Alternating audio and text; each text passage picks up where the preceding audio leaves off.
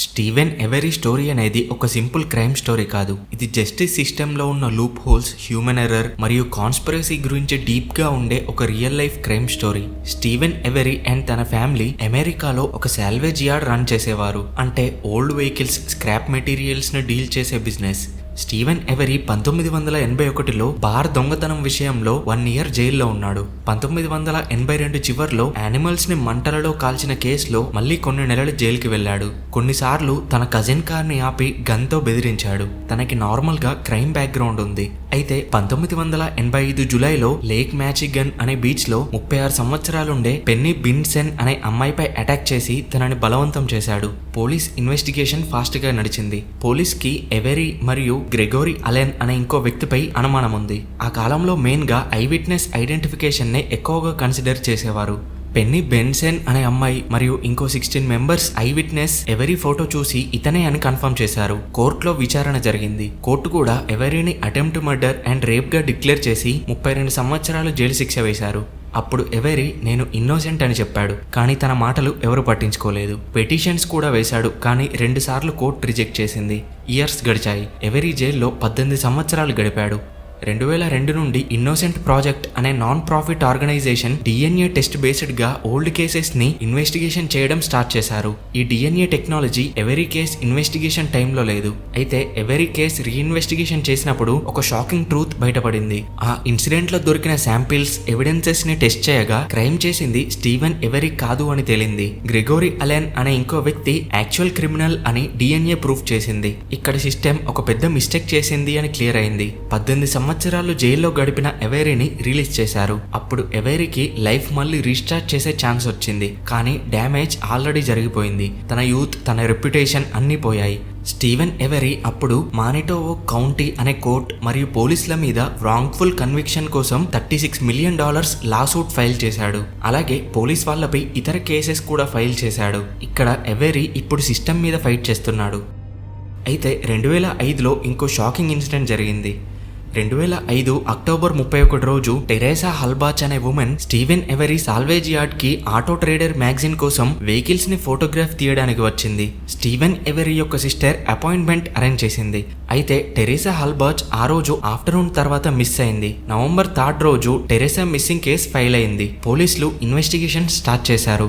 November 5 రోజు search operation లో every యొక్క సాల్వేజ్ యార్డ్ లో టెరెసా హల్బాజ్ యొక్క వెహికల్ ని కనిపెట్టారు. ఆ కార్ చెట్ల కొమ్మలతో కవర్ చేసినట్టుంది. ఇక పోలీస్ వారు సెర్చ్ వారెంట్స్ తో యార్డ్ అంతా సెర్చ్ చేశారు. వాళ్ళకి కొన్ని ఇంపార్టెంట్ ఎవిడెన్సెస్ దొరికాయి. హల్బాచ్ యొక్క కార్ కి ఎవరీ బెడ్రూమ్ లో దొరికింది. స్టీవెన్ ఎవరీ యొక్క బ్లడ్ స్ట్రెయిన్స్ కార్ లో కనిపించాయి.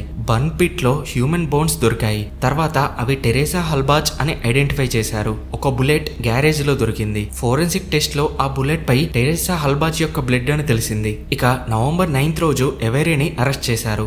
ఈ కేసులో బిగ్ ట్విస్ట్ ఏంటంటే బ్రాండన్ డెస్సే అనే వ్యక్తిని ఇంటరోగేట్ చేయడం. ఇతను ఎవరీ సిస్టర్ యొక్క సన్ అండ్ తన ఏజ్ 16 years మాత్రమే. అతను ఇంటరోగేషన్ లో ఏం చెప్పాడంటే హల్బాచ్ ని ఎవరీ బలవంతంగా హౌస్ లో రేప్ చేసి మర్డర్ చేసి బాడీని తగలబెట్టాడు అని చెప్పాడు. కానీ ఈ కన్ఫెషన్ చాలా అనుమానాలకి దారితీసింది. ఎందుకంటే డస్సే ఇంటరాగేషన్ వీడియో రికార్డ్స్ లో చూస్తే తాను నేచురల్ గా చెప్పినట్టు కాకుండా బలవంతంగా చెప్పించినట్టుంది. తనది చిన్న వయసు కాబట్టి పోలీసులు ఫోర్స్ చేసి తనతో అలా చెప్పించి ఉంటారు అని క్రిటిక్స్ అన్నారు. 2007లో విచారణ జరిగింది. టెరెసా హల్బాచ్ ని లాస్ట్ గా చూసింది స్టీవెన్ ఎవరీ మాత్రమే. టెరెసా హల్బాచ్ ఎవరీ ప్రాపర్టీ నుండి వెళ్ళలేదు. కార్, బ్లడ్, కీస్, బోన్స్ అన్ని డైరెక్ట్ కనెక్షన్ చూపిస్తున్నాయి. ఇక్కడ ఎవరీ మోటివ్ ఏంటంటే తనని రేప్ చేసి మర్డర్ చేయడం. ఇలా ప్రాసిక్యూషన్ సైడ్ ఆర్గ్యుమెంట్ చేశారు. అంటే టెరెసా సైడ్ లాయర్స్. ఇక డిఫెన్స్ సైడ్ ఆర్గ్యుమెంట్స్ ఏంటంటే ఎవిడెన్సెస్ అన్ని ప్లాంటింగ్ చేశారు. ఎందుకంటే మానిటోవో కౌంటీ ఆఫీసర్స్ అందరూ ఎవరీ వేసిన లాసూట్ కేసులో ఉన్నారు. సో వాళ్ళందరూ తప్పించుకోవాలంటే ఎవరీ మళ్ళీ నేరస్తుడు అని జైలుకి వెళ్ళాలి. అలా బ్లడ్ ని అండ్ ఎవిడెన్సెస్ ని మ్యానిపులేట్ చేసి థియరీ చెప్తున్నారు అని చెప్పారు. కానీ కోర్టులో ప్రాసిక్యూషన్ సైడ్ అంటే టెరెసా సైడ్ ఎవిడెన్సెస్ స్ట్రాంగ్ గా ఉన్నాయి. డిఫెన్స్ సైడ్ మాత్రం ఎవిడెన్సెస్ లో ఇన్కన్సిస్టెన్సెస్ ఉన్నాయి అని చెప్పి ఫైనల్ గా కోర్ట్ ఎవరీని గిల్ట్ అని డిక్లేర్ చేసింది. ఈసారి life imprisonment without payroll sentence ఇచ్చారు. అంటే ఇక ఆ పర్సన్ తన జీవితకాలం అంతా జైల్లోనే ఉండాలి. తాను జైలు నుండి రిలీజ్ అవ్వడానికి ఎలాంటి దారి లేదు అని అర్థం. డెసే కూడా తాను గిల్ట్ అని, తనకి ఆ హత్యలో పాత్ర ఉంది అని డిక్లేర్ అయ్యాడు. తనకు కూడా లైఫ్ టైం జైలు శిక్ష వేశారు. నిజానికి క్రైమ్ జరిగే టైంకి డెస్సే ఏజ్ కేవలం 16 ఇయర్స్ మాత్రమే. లా ప్రకారం అతను ఇంకా అడల్ట్ అవ్వలేదు. కానీ కొన్ని సీరియస్ క్రైమ్స్ లో 16 అండ్ 17 ఇయర్స్ ఉన్న వాళ్ళని కూడా అడల్ట్ గా కన్సిడర్ చేసి జైలు శిక్ష వేస్తారు. డెస్సీకి 2048 ఇయర్ వరకు పెరోల్ లేదు. అంటే ఈ కేసు ఎటూ తేలకపోతే తను బయటికి వచ్చే ఛాన్స్ 2040 ఇయర్ వరకు లేదు. ఈ పాయింట్ నుండి ఈ కేస్ నార్మల్ క్రైమ్ స్టోరీలా కాకుండా గ్లోబల్ కాంట్రవర్సీగా మారింది. అయితే చాలా మంది ఆర్గ్యుమెంట్ ఏంటంటే స్టీవెన్ ఎవరీ ఆల్రెడీ కోర్టు మీద, పోలీస్ డిపార్ట్మెంట్ మీద లాసూట్ ఫైల్ చేశాడు.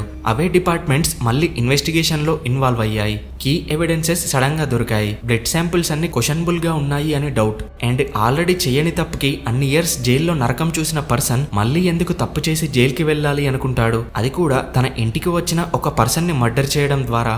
ఇంకో స్ట్రాంగ్ పాయింట్ ఏంటంటే బ్రెండన్ డెస్సీ చెప్పిన మాటలన్నీ తనని మ్యానిపులేట్ చేసి ఒక స్టోరీ చెప్పించారు అని ఆర్గ్యుమెంట్ ఉంది. అండ్ ఫోరెన్సిక్ రిపోర్ట్స్ లో స్టీవెన్ ఎవరీ యొక్క ఎవిడెన్సెస్ దొరికాయి. కానీ బ్రెండన్ డెస్సీ యొక్క ఎవిడెన్సెస్ ఎక్కడా దొరకలేదు. కోర్టులో కూడా ఈ ఇష్యూ చాలా డిబేట్ అయింది. ప్రెజెంట్ ఎవరీ మరియు తన నెఫ్యూ డెస్సే ఇద్దరు జైల్లోనే ఉన్నారు. వాళ్ళ లాయర్స్ మళ్ళీ కేసుని రీఓపెన్ చేయడానికి ట్రై చేస్తూనే ఉన్నారు. New evidences, forensic analysis, alternative suspects గురించి ఎవిడెన్సెస్ ప్రజెంట్ చేస్తూనే ఉన్నారు. కానీ కోర్ట్ వాళ్ళ అపీల్స్ డినై చేస్తుంది. కేస్ సుప్రీం కోర్టు వరకు వెళ్ళింది, కానీ నో యూజ్.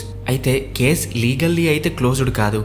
ఈ స్టోరీలో బిగ్గెస్ట్ క్వశ్చన్ ఏంటంటే సిస్టమ్ ఒకసారి మిస్టేక్ చేసిందని మనం చూసాం. మరి అదే సిస్టమ్ మళ్ళీ అదే మనిషిని టార్గెట్ చేసిందా, లేదా ఎవరీ నిజంగానే తప్పు చేశాడా? ఈ రెండు పాసిబిలిటీస్ మధ్య ట్రూత్ ఎక్కడ ఉంటుంది? ఈ స్టోరీ మనకి ఒక ఇంపార్టెంట్ లెసన్ ఇస్తుంది. జస్టిస్ సిస్టమ్ కూడా పర్ఫెక్ట్ కాదు. హ్యూమన్ ఎర్రర్స్, ప్రెషర్, పాలిటిక్స్ అన్నీ మిక్స్ అయితే నిజం కనబడకుండా పోవచ్చు. దానివల్ల ఒక మనిషి లైఫ్ కంప్లీట్ గా చేంజ్ అయిపోతుంది. స్టీవెన్ ఎవరీ స్టోరీ ఇంకా ఎండ్ అవ్వలేదు. ఇది ఇంకా ఆన్ గోయింగ్ బ్యాటిల్ లానే ఉంది. అయితే వాళ్ళిద్దరికి జైలు శిక్ష పడ్డాక వాళ్ళు మొత్తం ఈ కేసు గురించి డిస్కస్ చేయడం స్టార్ట్ అయింది. ఈ కేసు మీదుగా నెట్ఫ్లిక్స్ లో మేకింగ్ ఏ మర్డరర్ అనే డాక్యుమెంటరీ కూడా రిలీజ్ అయింది. ఈ క్రైమ్ స్టోరీలో మీకు స్టీవెన్ ఎవరీ క్రైమ్ చేశాడు అనిపిస్తుందా, లేదా ఎవరీ ఇన్నోసెంట్ అనిపిస్తుందా? కింద కామెంట్ చేయండి. Thanks for watching.